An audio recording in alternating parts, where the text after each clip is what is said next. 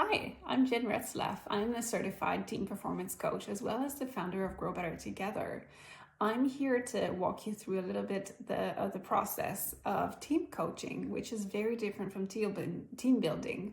So, why you would like to engage in these services is if you have a team that struggles with team cohesion, or it struggles with like efficiency loss, that struggles maybe with blurred lines of roles and responsibility, that struggles, there's low trust. People can keep information for themselves, they don't collaborate very well, or you see that there's potential that is just not being optimized there. And in today's fast-paced environment, so especially in the industries that Grow Better Together serves, is we want to ensure that leaders have all the tools they need to be able to optimize the roles in their team to really leverage on the togetherness of a team. And it's hard to do that when you have these difficult dynamics. And what this process does is really identify where the problems are at exactly, and also define the roadmap. So the team decides on the scores they want to improve. Like, what are we facing? Do we have low trust? So I'll walk you through this whole assessment in a second. But when you define the starting point, then you need to have a roadmap to what is the destination. And this is what the process will do. And through the ongoing process of monthly coaching sessions with the team, what we do is we practice new behaviors every time. And so we define and set new targets kind of every time as we move along. So I'll let you watch this video now on the how, what is the process, and then please get in touch with me at this email that you see here for any questions you may have on the process. Thank you so much. Hello, I'm here to walk you through the difference between team coaching and team building, because I get that question a lot and they're very entirely different things. So team building would be a one-off event to create strong bonds between participants and between teams or team members. And this team coaching approach is very, very different. It doesn't even address the bonding issue. And so let me just walk you through quickly what is it the work that I do when I do team coaching. So what we want to do is to create high performing teams. That's the goal. And why is that important? Well, there's so much of the work we do now that is always wanting to do more with less.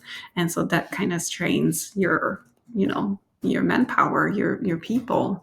And what we want to do is to leverage the value of teams, because one person versus a team, you want to leverage the togetherness of the team to be able to achieve more results.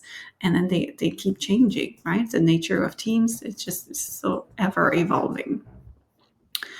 And in today's organization, there's like your team, it needs to interconnect with different teams. And so maybe your team, produces great results and work well together, but they have a collaboration problem with other teams. And then teams, they also come in all shapes and size, they're all different. And then teams that the organization that interact and depend on each other's day to day. So what we assume is, as we hire and as we lead our team, is that team members know how to work with each other. And we also assume that they're working with other teams in the most efficient way, because that's the expectations. But the data from Team Coaching International, this is where the assessment that I truly believe is the best assessment ever, that I'm certified to use it, because I truly believe it's a great tool that speaks to both the pragmatic mind and the creative mind. And it's just really like all around amazing tool. And they have so much data to share and to show. And so they show that there's less than 12% of teams consider themselves as high performing. That's not a lot. So where does that leave the other 90%, right? So that means they're underperforming, and there's potential there that we can tap into. And the goal with team coaching is to have high performing and sustainable teams. So it's not just a one-off thing. That's why it's very different from a team building, because a team building is a one-off event, whereas team coaching can go between 6 to 12 months engagements.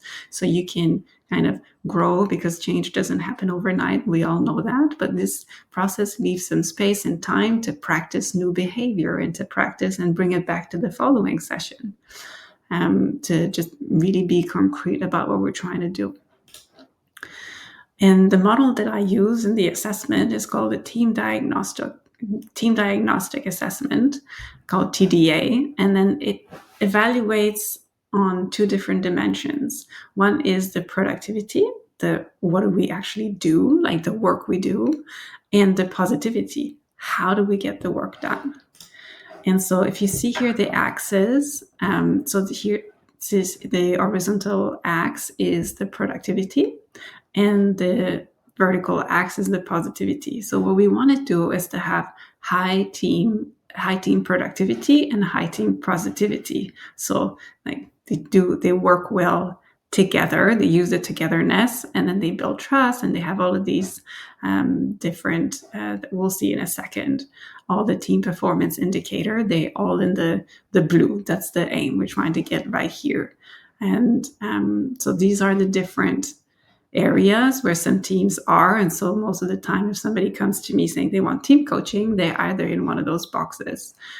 So are they like high positivity but low productivity? So they're like, yeah, we all get along, social is great, let's party. Here it's like, this is the place where, very, I want to say toxic. I know it might sound like very harsh, but some toxic teams could be in here, right? So let's get out of here. So that's when your retention rate is really high. People are just feeling burnt out. The people don't take risks. They feel they fear failure. So this is kind of the place you really don't want to be. Total opposite from this one. And here it's like high performing team, but are not collaborating very well. So the Team Coaching International came up with 14 team performance indicators, 7 in the productivity and 7 in the positivity. And so you can read them here. So it's more the what we do and do we do that well? And then here is more the how do we do this? How do we use the power of the togetherness of being in a team? So how do you create high-performing, sustainable work teams? So what we do in the team coaching, that's the transformation that happens. We see the team as a system. So the system has different team members. And then this assessment, so it's a 20-minute questionnaire that is kicking off the process.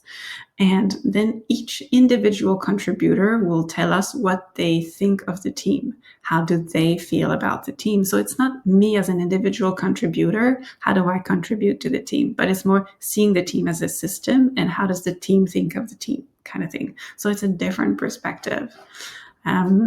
And also a lot of people will ask me, like, where's the team leader in there? Well, the team leader will be part of a member, but will not have the leader hat during those sessions and during that process. Be part of a team and finding solutions together. So there will not be any hierarchy during that process.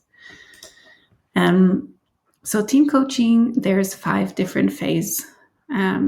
It's a 5-phase process. So we look at identify the team, like who's the team. And sometimes it's hard to define. I know it sounds silly, but if I ask this to a client saying like, okay, let's define a team, sometimes it's hard. It might be 15 people in the team, but who really, really interacts closely together? It might be 5 of them. So just defining that.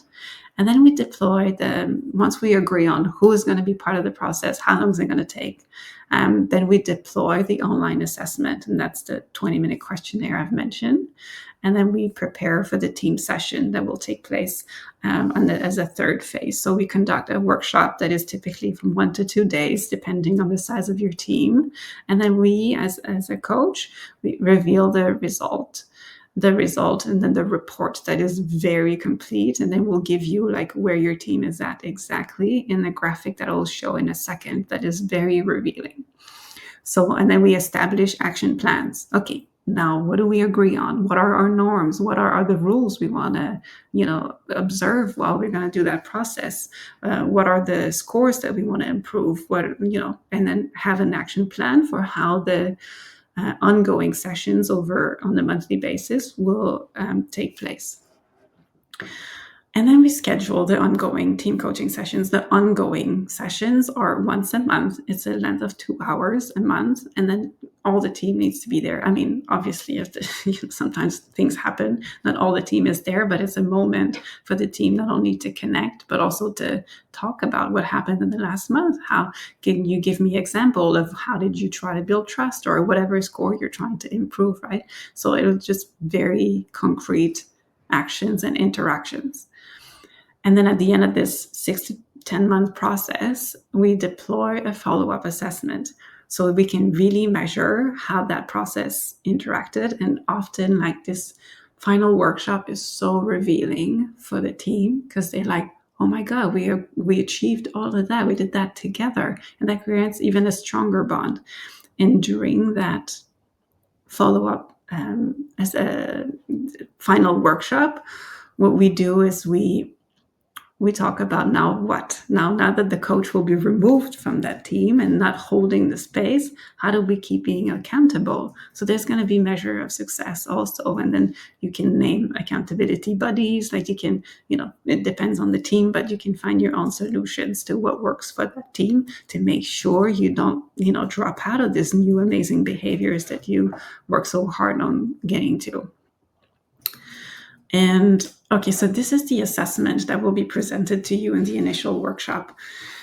It is so revealing because then it's very visual. If you see, this is an example of a team that what we want to do is always to bring you to that blue corner, right? So it will give you the axis. So there's the productivity and positivity, and then you will have your own square. So it will show you exactly where you are.